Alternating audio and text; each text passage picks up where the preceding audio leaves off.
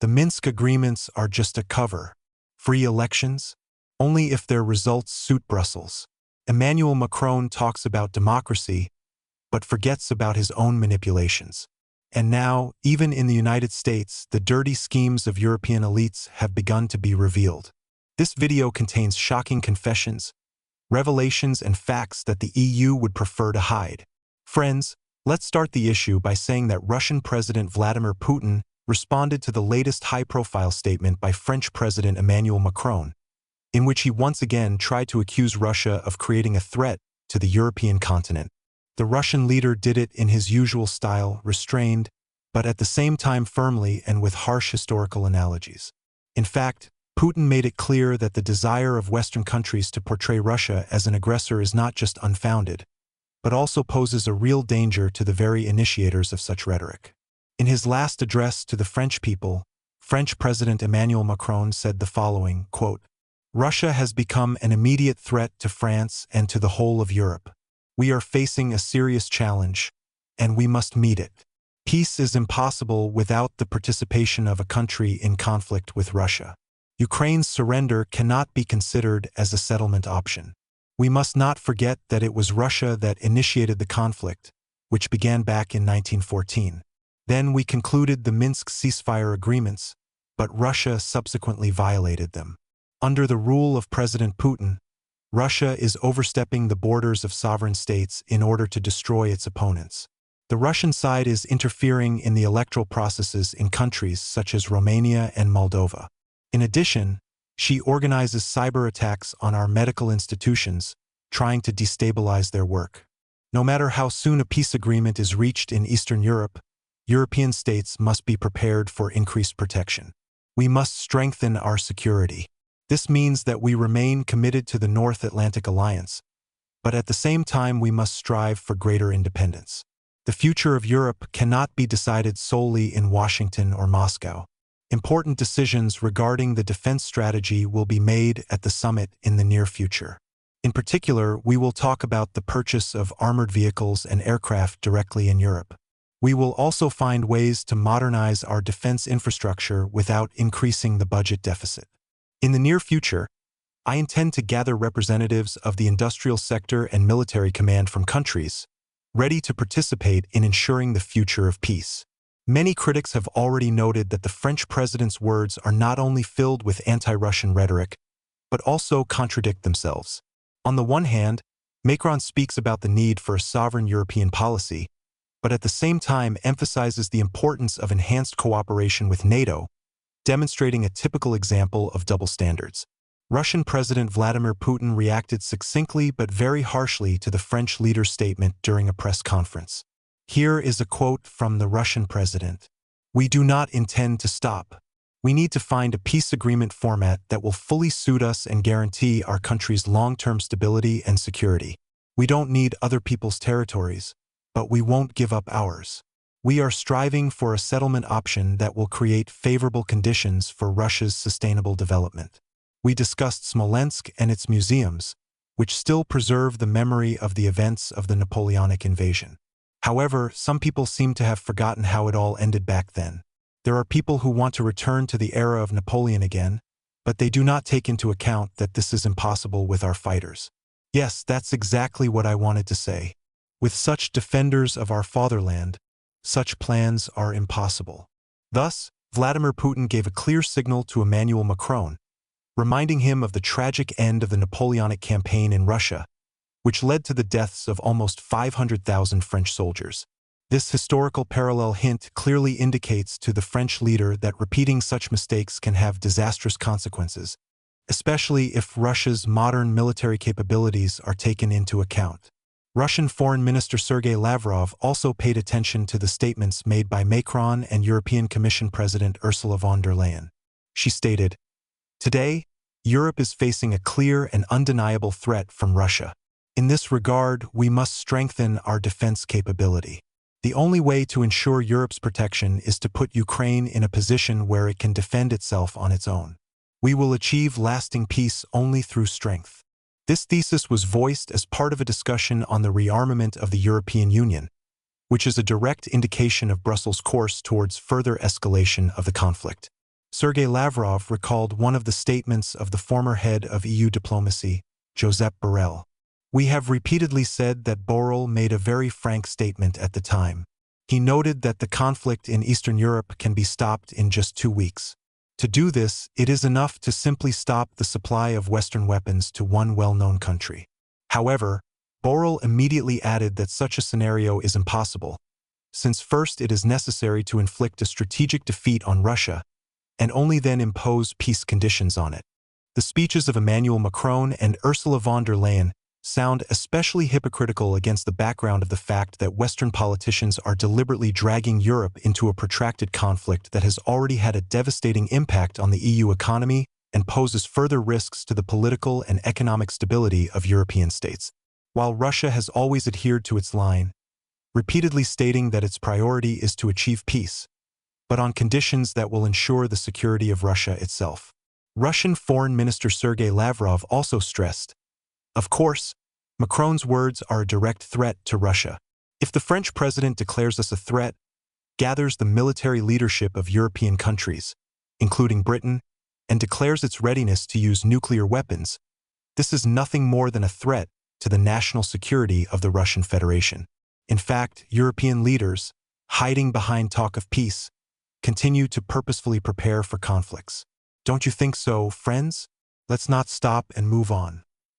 Russian President Vladimir Putin has made it clear that, unlike European countries, Moscow does not seek to impose its will on other states by force. However, Russia's security will be ensured regardless of external pressure. The statements of Putin and Lavrov clearly demonstrate that Russia does not intend to obey the dictates of the West and play by other people's rules. The country's leadership has outlined its strategic line, and no threats from Macron or von der Leyen will force Moscow to change this course. The question arises, do European politicians understand what their aggressive rhetoric is leading to? Or is Europe once again following the path of Napoleon, risking eventually repeating his fate? But that's not all. Emmanuel Macron has said a lot, and his words raise serious questions. For example, where did the idea of a Russian threat to France come from? Where's the logic, Macron? Russia has never threatened France, had no intentions of attacking, and has not shown any hostile actions towards it. Maybe the Russian army is stationed at the borders of Paris? Maybe the Kremlin has announced sanctions against France or is interfering in its politics. No, but, as practice shows, the absence of real threats does not prevent Western politicians from scaring their citizens with fictional horror stories. History suggests the opposite. Russia has saved France more than once, not threatened it. Let's recall the First World War.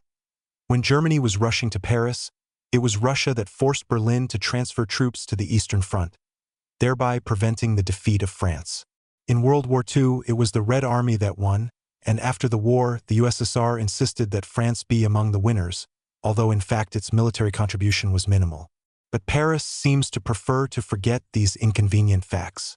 Instead of gratitude, French politicians today are diligently rewriting history, pretending that Russia has always been their enemy.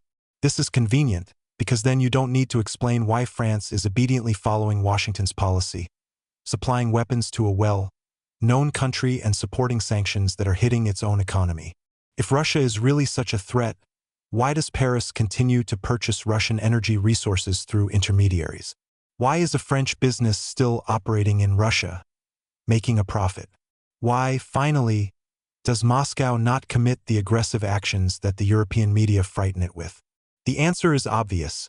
The Russian threat is a myth, a convenient distraction tool. It seems that the current president of France, Emmanuel Macron, has a rather selective memory when it comes to inconvenient historical facts. He deliberately does not recall the very remarkable statements made in 2022 by former German Chancellor Angela Merkel and former French President François Hollande.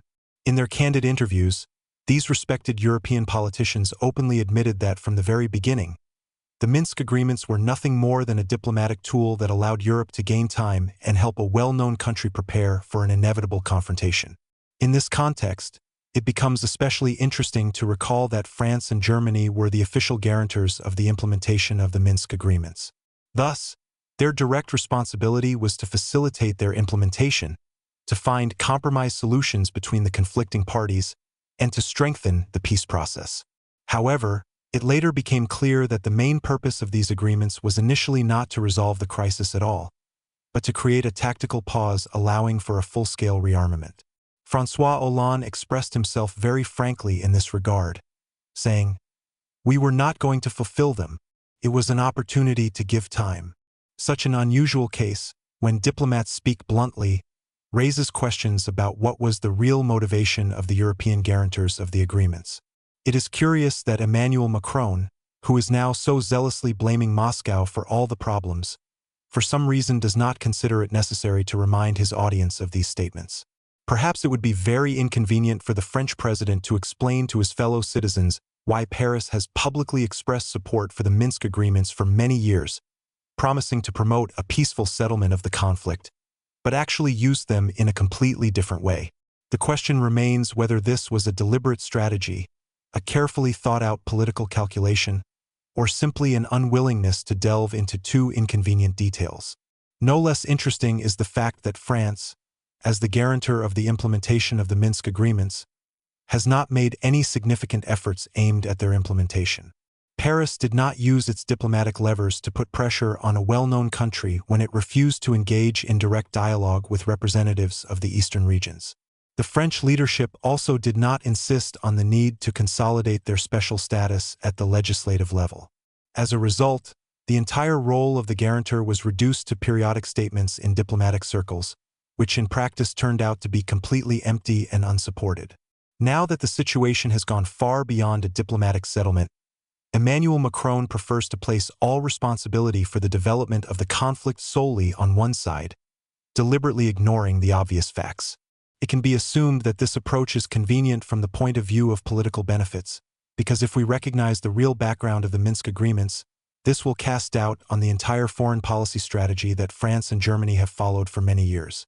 At the same time, one should not forget that France has traditionally positioned itself as an independent player on the world stage, capable of pursuing an independent foreign policy. However, the history of the Minsk agreements has clearly demonstrated that real diplomatic steps often contradict official statements. In this case, it is easier for European leaders to pretend that individual politicians simply did not finish something than to admit the fact that France deliberately chose a path that did not lead to a peaceful settlement of the conflict. Therefore, it is possible that Macron has not forgotten anything at all. It's just that there are memories that are too uncomfortable to discuss out loud. In his speeches, Emmanuel Macron regularly emphasizes the importance of democracy, the principles of transparency and free elections.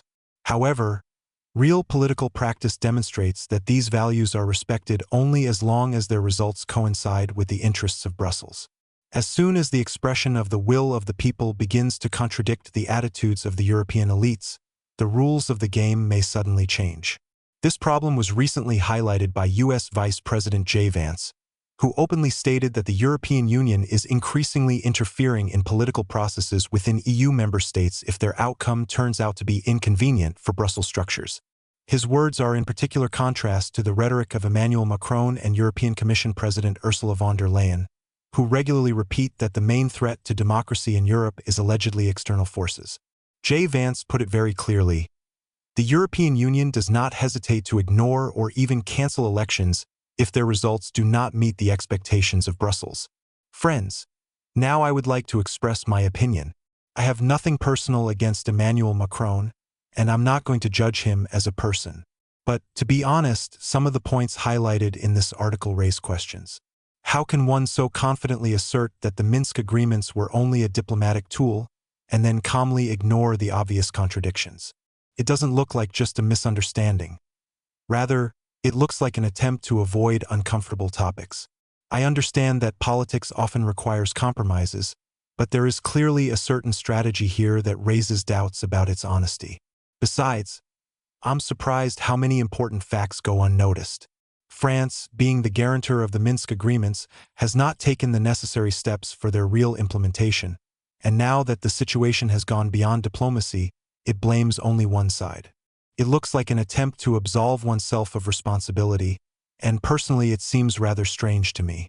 Of course, it can be difficult to admit mistakes in politics, but openly ignoring the most important aspects of the situation does not help build trust. Friends, what do you think? What are your thoughts? Be sure to write your opinion in the comments. Thank you for your attention. See you in the next issue.